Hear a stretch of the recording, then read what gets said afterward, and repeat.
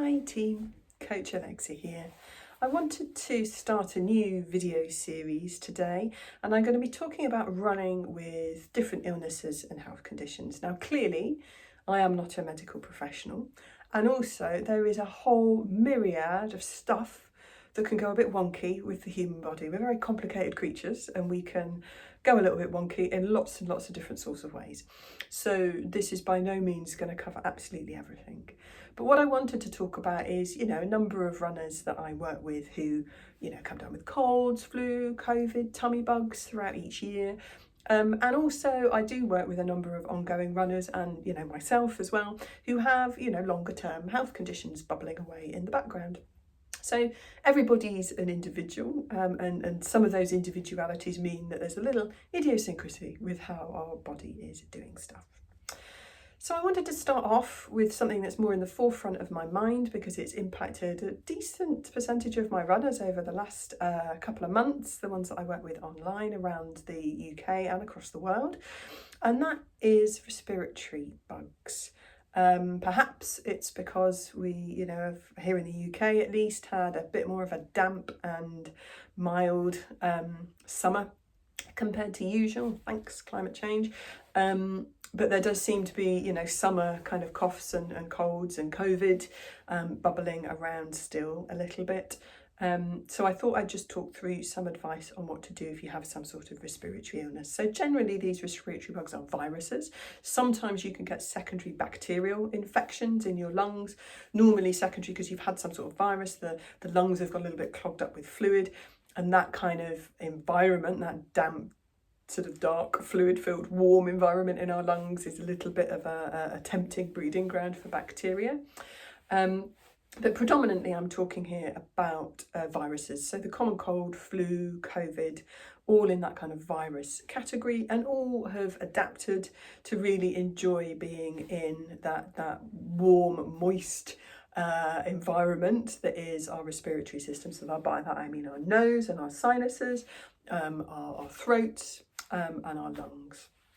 So a general rule of thumb is if you come down with a bit of sniffles, a slightly sore throat, then drop your training back to being all easy effort, zone 1, zone 2, and quite short. We don't want to be upping that heart and breathing rate when we've got a little bit of the beginnings of a cold, even if that's all it is. We don't want to be challenging our respiratory system when there's a respiratory bug around. There's a school of thought that if you breathe really hard, when you've got a little bit of a sniffles and a head cold, it can breathe those virus cells down into your lungs, which you absolutely don't want because that is definitely a little bit harder to shift.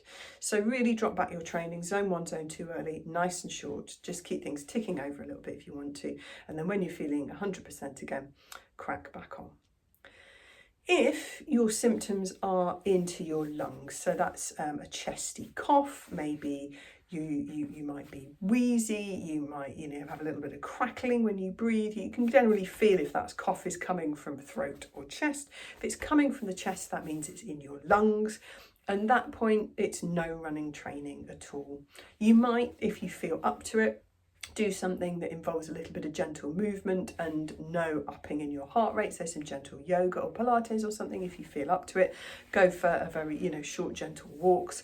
But absolutely no, training where you're sort of challenging your body like in the gym, and definitely no running at all. Now, the reason for that is our lungs are amazing, but in order to create a huge amount of surface area, I think this one might say you've got about a tennis court's worth of surface area in your lungs for the gas exchange from your bloodstream to what you breathe in and out. So it does that by creating little sort of folds and wrinkles and kind of all these sort of nooks and crannies to increase that surface area. Ideal places for bugs to inhabit, and makes it harder for our body to then shift them back out again. So what we absolutely don't want to be doing is really challenging our lungs when they're inflamed, when they're full of fluid, which is what happens when our immune system responds to those bugs and viruses and tries to fight them off. We don't want to be trying to challenge our lungs with raising breathing and heart rate whilst it's doing all of that important work. And the more quickly and seriously we take our rest time to allow our body to recover, the quicker we'll recover. The more you try and fiddle around with a little bit of training alongside your body recovering, the longer that recovery is going to take. So you might as well short and sharp recovery, let your body do its work, shift things off, and then you can crack on a little bit sooner. It also goes without saying, but that's a dangerous phrase, is it? So I'll say it anyway. If you have any, I guess, sort of flu, COVID-y symptoms that involve a temperature, muscle ache, joint pain, lethargy, sleeping a lot, any hot and cold flushes, all of that sort of stuff. You probably won't feel like training anyway, but don't do anything at all. I mean, really just lie down, sleep, try and drink lots of liquid, eat good food, and let your body do what it needs to do to recover. I'll be covering, as I said, different sort of topics from other sort of one-off bugs that you can get through to, different categories, a few different categories of types of illness and how that affects training going forward. But if you've got any ideas, suggestions, topics that you want to add to my little list for this series, then please do just pop those in the comments. Thank you.